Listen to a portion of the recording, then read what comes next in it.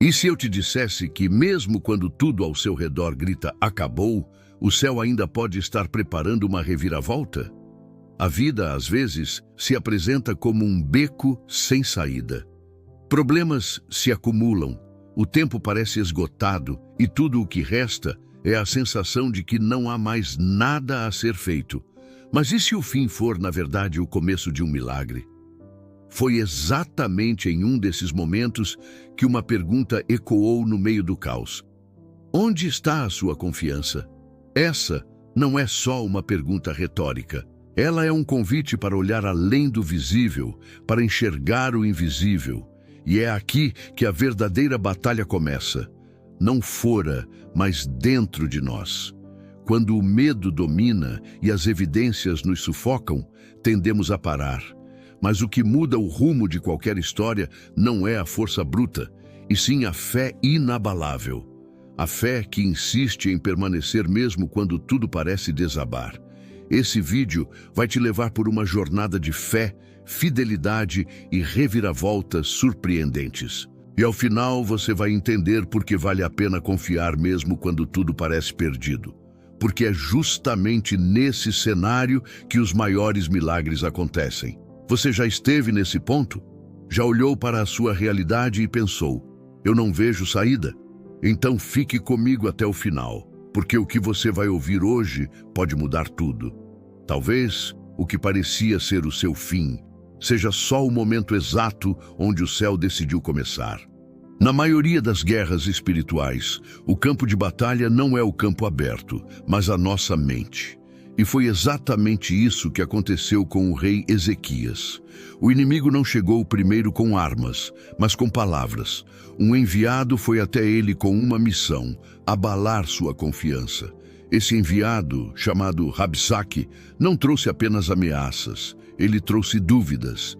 E dúvidas são perigosas, porque quando plantadas na mente certa, podem destruir até a fé mais sólida. Ao invés de flechas, ele lançou insinuações. No que você confia? Muitas vezes, a gente perde guerras que nem começaram. A ansiedade, o medo e as inseguranças nos fazem desistir antes mesmo de lutar. É como se o inimigo colocasse uma lente de aumento sobre nossos problemas, fazendo-os parecer maiores do que são, e sobre Deus, fazendo-o parecer menor do que ele é. Ezequias, naquele momento, estava cercado. A Assíria havia destruído tudo ao redor. Mas Jerusalém ainda estava de pé. Isso incomodava. Incomodava porque a fidelidade de um homem ainda sustentava um povo inteiro. Mas mesmo um homem fiel pode sentir medo. O que diferencia um fiel não é a ausência de medo, é a decisão que ele toma mesmo com medo. Ezequias escolheu não permitir que a dúvida fosse mais alta que sua confiança. O inimigo sabia. Se derrubasse a mente de Ezequias, nem precisaria lutar.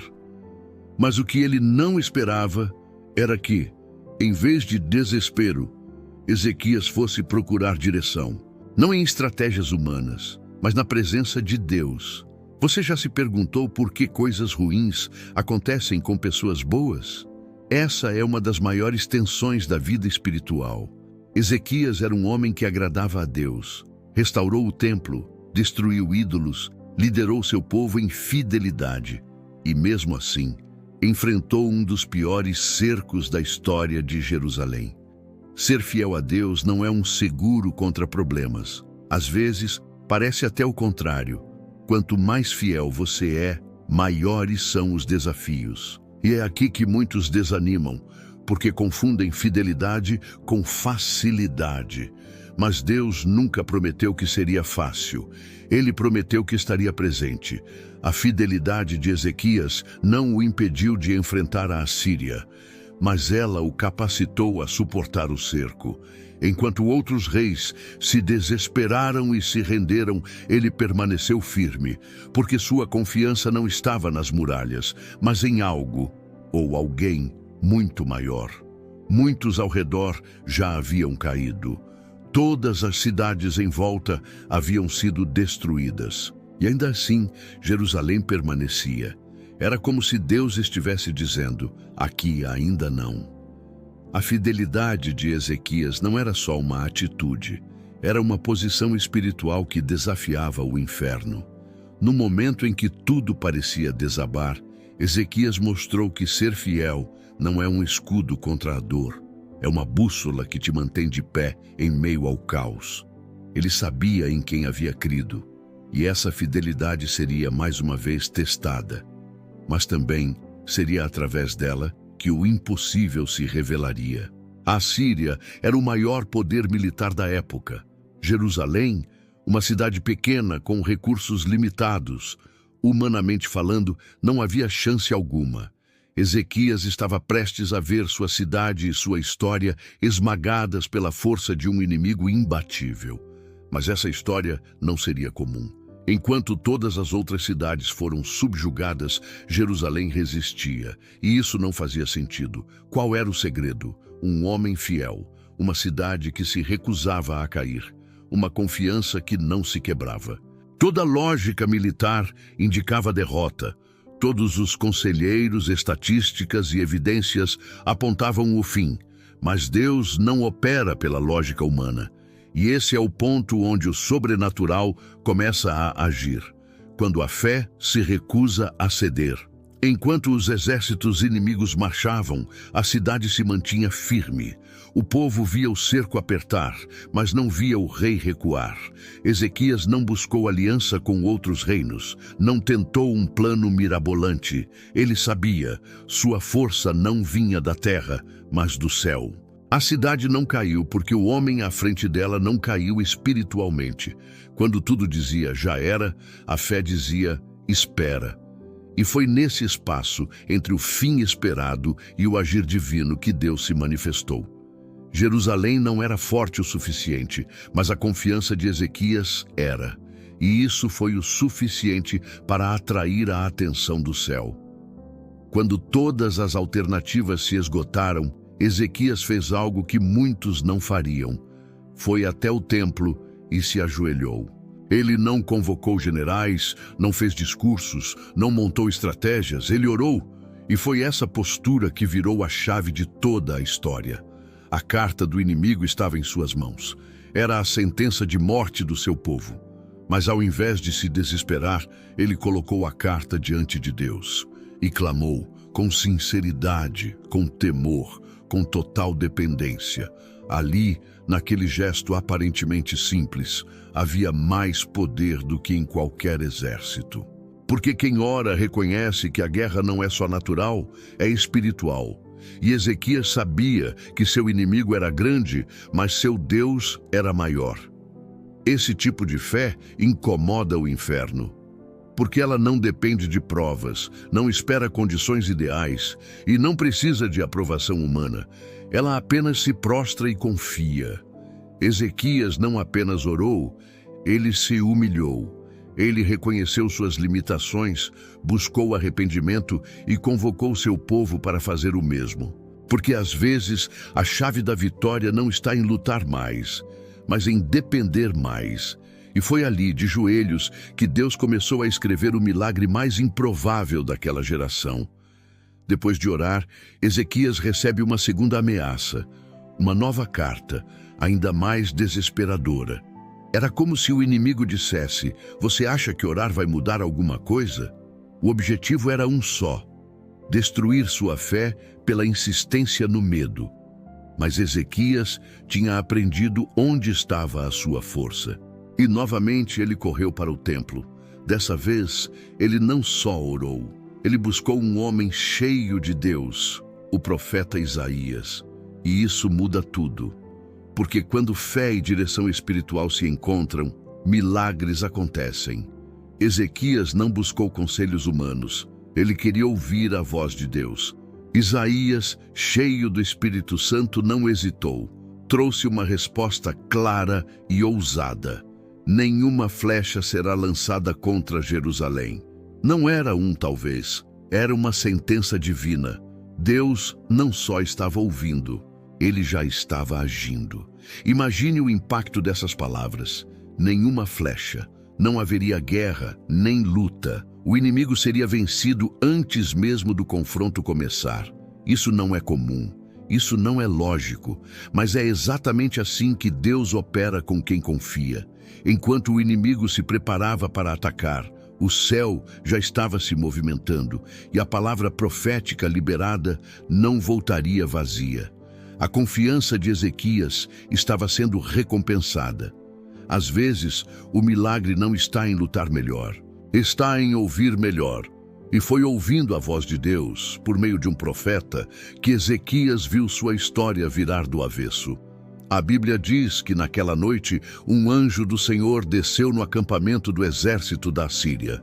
Uma guerra que estava prestes a começar foi encerrada antes do primeiro golpe, sem gritos, sem espadas, sem derramamento de sangue entre os homens de Jerusalém. Apenas uma intervenção divina, um único anjo. E o impossível aconteceu. 185 mil soldados foram destruídos. Em uma única noite. Você consegue imaginar o impacto disso?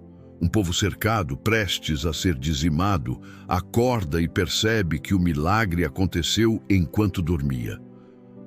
Ezequias não precisou levantar a voz, não precisou usar armas, não precisou agir com desespero, porque Deus já havia tomado o controle. Quando confiamos, Deus age de forma silenciosa e sobrenatural. Esse não é apenas um relato histórico, é um lembrete eterno. Quando confiamos em Deus, Ele luta as batalhas por nós. E às vezes, Ele vence antes mesmo que elas comecem. Deus não age como os homens, e quando o inimigo pensa que está vencendo, é aí que o céu se move com mais intensidade. A vitória de Ezequias é a prova viva de que confiar vale a pena, mesmo quando tudo parece indicar o contrário. Nunca subestime o que Deus pode fazer numa noite. Basta um mover do céu para transformar completamente o cenário mais impossível da sua vida. Essa mensagem não termina em um milagre antigo. Ela encontra ecos nos dias de hoje, em uma história real. Uma carta deixada na porta de um apartamento, escrita por uma menina em nome do seu irmão, uma criança autista. O pedido? Uma bicicleta. Mas o que aconteceu depois revelou algo muito maior. Ao ler a carta, o pregador do vídeo sentiu no coração que precisava agir. Ligou, conheceu a história da família e decidiu atender aquele pedido simples. Mas não parou por aí. Levaram presentes, comida, apoio e, principalmente, levaram fé. O mais emocionante não foi a bicicleta. Foi a resposta de uma criança considerada não verbal, que ao receber o presente surpreendeu com palavras. O diagnóstico dizia uma coisa, mas a realidade começou a mudar diante dos olhos de todos. O verdadeiro milagre, no entanto, foi espiritual. A mãe, decepcionada com líderes religiosos que haviam dito que Deus não cura autismo, ouviu o que precisava, que Deus ainda cura, ainda ouve e ainda age, que não há diagnóstico que limite o poder de Deus. Essa história mostra que fé não é só sobre o que a gente espera, é sobre o que a gente carrega enquanto espera. E às vezes você é a resposta da oração de alguém. A sua generosidade, a sua atitude, pode ser a ponte entre a dor e o milagre. Milagres não são lendas antigas.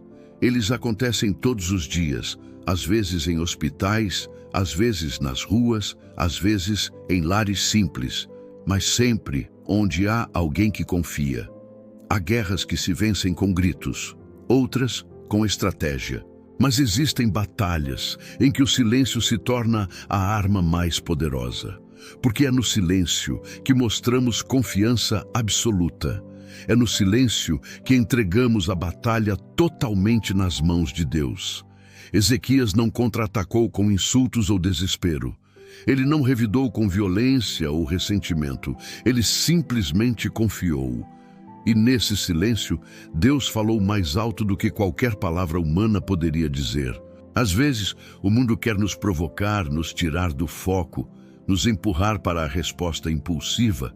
Mas quando a gente se cala diante da ofensa e dobra o joelho no secreto, é ali que o céu age com mais força.